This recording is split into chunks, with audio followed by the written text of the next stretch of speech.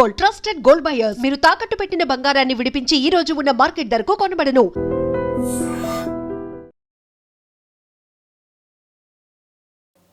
Big breaking. Actually ఇది బెంగళూరులో జరిగినటువంటి ఇన్సిడెంట్.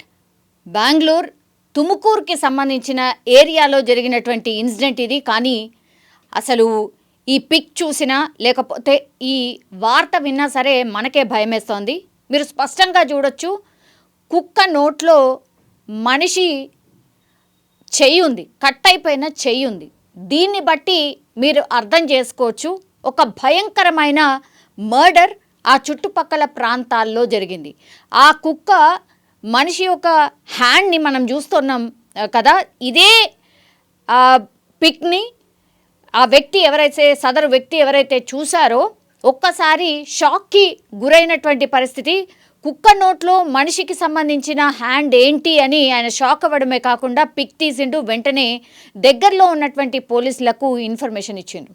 దీంతో హుటాహుటిన పోలీసులు కూడా రంగంలోకి దిగిండ్రు.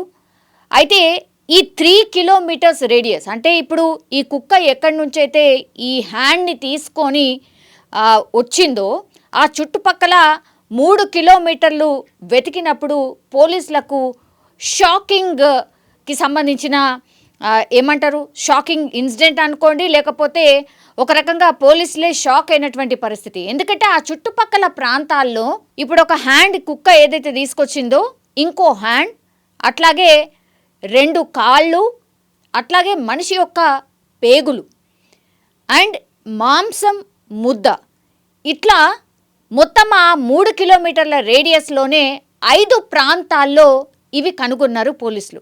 దీంతో పోలీసులు అసలు ఒక రకంగా అసలు ఇది ఎవరిది అయి ఉంటుంది, అంటే మహిళదా లేకపోతే పురుషుడిదా, ఎవరిది అయి ఉంటుంది అన్నప్పుడు ప్రాథమికంగా ఒక నిర్ధారణకైతే వచ్చిండ్రు. ఇది ఖచ్చితంగా ఒక మహిళ యొక్క మృతదేహమే అయి ఉంటుంది. కానీ ఇంత దారుణంగా, ఇంత విచక్షణారహితంగా ఒక మనిషిని ఇన్ని భాగాలుగా కట్ చేసి 3 కిలోమీటర్ల రేడియస్లో, అంటే ఈ బెంగళూరు సమీపంలోని తుముకూరు దగ్గరలో ఉన్నటువంటి ప్రాంతాల్లో 5 ప్రదేశాల్లో ఈ మనిషి యొక్క భాగాలు అక్కడక్కడ కనిపించడమే కాకుండా ఇప్పుడు అసలు మనిషి భాగాలు దొరికాయి, అంటే కాళ్ళు, చేతులు, మాంసం ముద్ద, ఇట్లా ఇవి దొరికాయి. కానీ మనిషి యొక్క తల మాత్రం ఇంకా ఇప్పటి వరకు కూడా కనుగొనలేకపోయినరు. అట్లాగే ఇది ఎవరింత దారుణంగా హత్య చేసి ఉంటారు, ఎక్కడో హత్య చేసి ఇక్కడ పడేసి ఉంటారా? అండ్ ఇంకోటి ఏంటంటే, బెంగళూరుకి సంబంధించిన వ్యక్తేనా,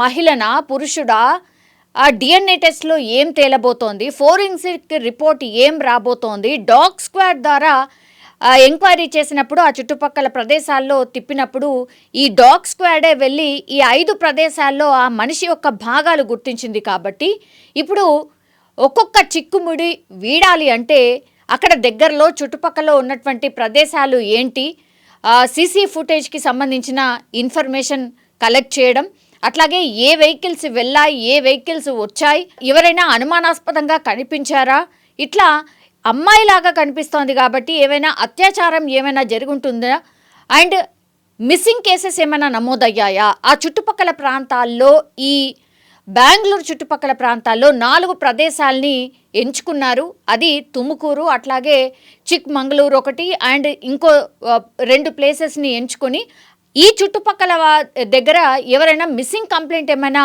నమోదు చేశారా అనేటువంటిది ఎంక్వైరీ కూడా స్టార్ట్ చేశారు. ఇప్పుడు సీసీ ఫుటేజ్ కీలకంగా మారబోతోంది. మిస్సింగ్ కేసెస్ ఏమైనా నమోదైతే దానికి సంబంధించిన ఇన్ఫర్మేషన్ దొరుకుతుంది. అట్లాగే వాళ్ళ ఫ్యామిలీ మెంబర్స్ని పిలిపించి, ఇప్పుడు అమ్మాయి అయితే మిస్సింగ్ కేస్ అమ్మాయి అయినప్పుడు వాళ్ళ పేరెంట్స్ని, వాళ్ళ బంధువుల్ని పిలిపించి డిఎన్ఏ టెస్ట్ చేసి మ్యాచ్ చేసే అవకాశం అయితే కనిపిస్తోంది. కానీ ఇప్పటి వరకు కూడా తల దొరకకపోవడం ఇప్పుడు అతిపెద్ద ట్విస్ట్ అనుకోండి, అతి భయంకరమైనటువంటిది అనుకోండి. ఇప్పుడు పోలీసులు ఈ కేసుని ఛాలెంజింగ్గా తీసుకోవడమే కాకుండా అసలు ఏం జరుగుంటుంది, ఎందుకు ఇంత భయంకరంగా మనిషిని ఇంత నరికి మరీ డిఫరెంట్ ప్రదేశాల్లో పడేస్తే, అది ఒక కుక్క అక్కడికి వెళ్ళి మనిషి యొక్క శరీర భాగంలో ఏదైతే చెయ్యి ఉంటుందో దాన్ని తీసుకొని వచ్చినప్పటికీ మాత్రమే ఇప్పుడు ఈ వార్త బయటకు వచ్చినటువంటి సిచ్యువేషన్. సో ఇది అతిపెద్ద ఛాలెంజింగ్గా తీసుకున్నారు పోలీసులు కూడా. దర్యాప్తు కూడా చాలా సీరియస్గా టేకప్ చేస్తున్నటువంటి పరిస్థితి అయితే కనిపిస్తోంది. కానీ మిస్టీరియస్ ఎందుకు ఎవరు ఇంత దారుణంగా ఒక మహిళని చంపి ఉంటారు, చంపడమే కాకుండా ఇంత దారుణంగా ఆమె బాడీ పార్ట్స్ని అత్యంత భయంకరంగా చాలా చోట్ల పడవేయడం ఏంటి అనేది కూడా పోలీసులు ఇప్పుడు క్షుణ్ణంగా పరిశీలిస్తున్న సిట్యుయేషన్. అట్లాగే అతి తొందరగా ఈ కేసుని ఛేదించే ప్రయత్నం కూడా చేస్తున్నట్టుగా మనకైతే స్పష్టంగా అర్థమవుతుంది. నిజంగా ప్రస్తుతం ఉన్నటువంటి సమాజం దేనికి ప్రయారిటీ ఇస్తుంది? ఆర్థిక సంబంధాల చుట్టూ మాత్రమే తిరుగుతోంది. మళ్ళీ ఎన్నికలంగానే చాలా విరక్తి కలుగుతాను.